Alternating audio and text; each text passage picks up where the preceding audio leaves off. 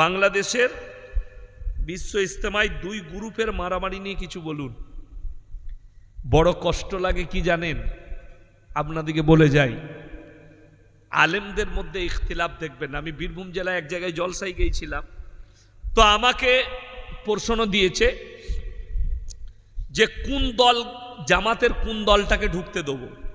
আমি তাদেরকে উত্তর দিয়েছি যে এ যদি বলে ওকে ঢুকতে দাও না, তো একে আগে মারবি, আর ও যদি বলে ওকে ঢুকতে দাও না, তো ওকেও মারবি। সব থেকে দুঃখ যারা এই দল করছে, বাটোয়ারা করছে, দুঃখটা হচ্ছে আগের ইজতেমায় 11 জন মার্ডার হয়ে গিয়েছিল মুসলমানের হাত দিয়ে বাংলাদেশে, 11 জন। এখন একটা জিনিস মাথায় রাখতে হবে, দিনের দায়ী, দিনের দাওয়াত আমাদের সমাজের লোকের তবলিগ বুঝে আসেনি। তবলিগ অনেকজন মনে করেছে তবলিগটা আমার বাপের। না, তুমি তবলিগের, তবলিগটা তোমার বাপের লয়। সাদ সাহেব যদি মনে করে তবলিগটা আমার বাপের, তাইলে জানবেন গুমরাহির মধ্যে আছে। তবলিগটা তোমার বাপের লয়, তুমি তবলিগের। তবলিগটা প্রত্যেকটা মানুষের জন্য প্রযোজ্য। আপনাকে বাইরে যেতে হবে কোনো মানে নেই তো। আপনি বাড়ি থেকে বেরিয়েছেন, মসজিদে যাবেন, মাচার ওপরে কিংবা রাস্তায় দুটো মুসলিম ছেলে বসে আছে, নামাজ পড়ে না, তাকে বললেন ভাই নামাজ পড়িস না কেন, যা গোসল করে নামাজ পড়বি, উজু করে যা, কাপড় পরে আয়, তবলিগ হয়ে গেল। বুঝতে পেরেছেন না পারেননি?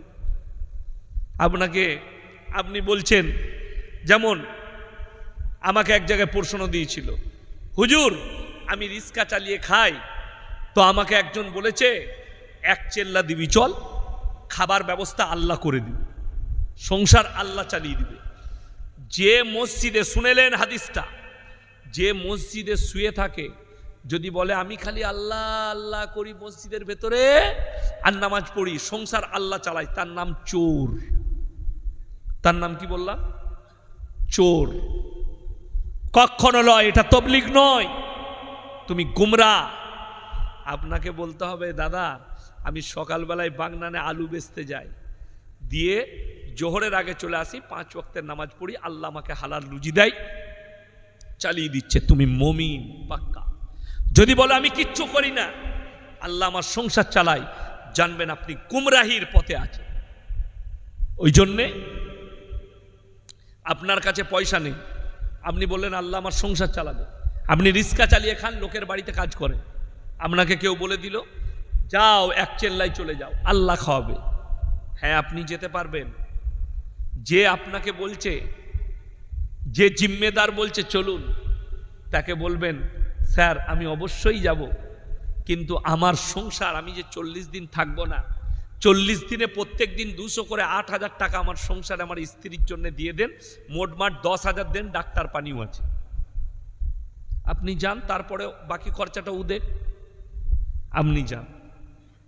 আমি ইয়াসিন, আমি শুয়ে শুয়ে পেনশন পাই, কথাটা বুঝতে পারেননি? আমি সরকারি চাকরি করতাম, রিটায়ার্ড হয়েছি, আমার অ্যাকাউন্টে প্রতি মাসে 30,000 টাকা পেনশন ঢুকে, তো আমি জিন্দেগিভর তবলিগে গেলেও আমার অসুবিধা হবে? অসুবিধা হবে না তো? এটিএম কার্ডটা খালি বইয়ের কাছে রেখে যাওয়া, টাকা তুলবে তুমি খাবে, অসুবিধা নেই, আমি ওইদিকে রেখে নিচ্ছি।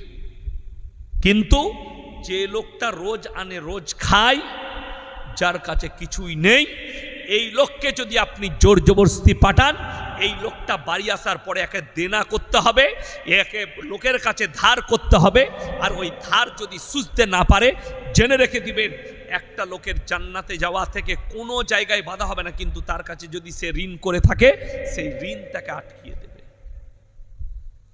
শহীদ, যারা শহীদ হয় ইসলামের জন্য, তারা জান্নাতি না জান্নাতি নয়? জান্নাতি। আপনি বললেন তো অবশ্যই জান্নাতি, কিন্তু শহীদ ব্যক্তি এক জায়গায় আটকাবে যদি তার জিন্দগিতে ঋণ থেকে যায়। 1 টাকা ঋণ থাকলে সেই শহীদ ব্যক্তিকেও আল্লাহর কাছে হিসেব লাগবে, ঋণ পরিশোধ করো তবে তুমি জান্নাতে যাবে। আমাদের দেশের লোক ধার দেনার ঋণটাকে মনে করে কিছুই নয়, ঠিক কি না? বাজারে ডাকা হলো, সালাম আলাইকুম ইয়াসিন ভাই, টাকা আনতে ভুলে গেছি, 200 টাকা দেন তো, ঘরে গিয়ে দিয়ে দিচ্ছি, হয়ে গেল 200 টাকা। বলে জোহরে নামাজে পড়িয়ে দিচ্ছি। জোহর গেল, আসর গেল, মাগরিব গেল, এশা গেল, ফজর গেল। তারপরের দিন দেখা হয়েছে জোহরের সময়, ভাই 200 টাকাটা, আরে আসরের সময় লিলিস। তারপরে আবার আসর চলে এলো, মাল পেলাম না। এরকম লোক আছে না নাই? সে দেখলে ইয়াসিন আর চাইছে না টাকাটা, তার মানে আমার হয়ে গেল। বাস, সে মনে করলে আমি বেঁচে গেলাম। আল্লাহর কসম করে বলছি, কিয়ামতের দিনে তোমার নেকিগুলো কেটে যার কাছে ঋণ করেছো তাকে পরিশোধ করা হবে। আমাদের সমাজে আর একটা গন্ডগোল, জানাজার ময়দানে এলান করা হয় না যে আমার আব্বাজি দুনিয়া থেকে চলে গেছে, আমি অমুকের সন্তান, তো আমার আব্বা যদি কোনো ঋণ করে থাকে আমাকে বলবেন, আমি পরিশোধ করব। লোকে ওয়াদা করে না? ওয়াদা হয়ে গেল, 3 মাস কেটে গেছে। পাড়ার একজন এসে বললে, বাপ এই দেখ তোর বাপের সই করা আছে, আমার কাছে 10,000 টাকা ধার নিয়েছিল। কবরে যা বলবি, যা, আমার কি কোথাও পাবি, কবরে যা। ঠিক বললাম না ভুল বললাম? আপনি মনে করছেন কবরটা দেখিয়ে দিয়ে আপনি বেঁচে গেলেন? না, অতগুলো মুমিন ব্যক্তি নামাজির সামনে আপনি ওয়াদা করেছেন যে আমি আমার বাপের ঋণটা মাথায় নিলাম, এরপর আপনার বাপ দায়ী থাকবে না, আপনি দায়ী থাকবেন। তা না হলে বলে দেন জানাজার নামাজে দাঁড়িয়ে, ভাই আমি অক্ষম, আমার আব্বাকে আপনারা ক্ষমা করে দিবেন। কারুর কাছে কোনো টাকা পেয়ে থাকলে আপনি বেঁচে যাবেন, কোনো অসুবিধা নেই। আপনি মুক্তি হয়ে গেলেন যে আমি নিতে পারলাম না, আপনারা মুমিন ব্যক্তি হিসাবে আমার আব্বাকে ক্ষমা করে দিবেন, কাজ মিটে গেল। কিন্তু আমাদের মুসলমানরা সব জায়গায় খালি মুরুলি করে বড় হব, তারপরে যা করার তো নিজে আমল করব। এইটা হচ্ছে মুসলমানদের দোষ।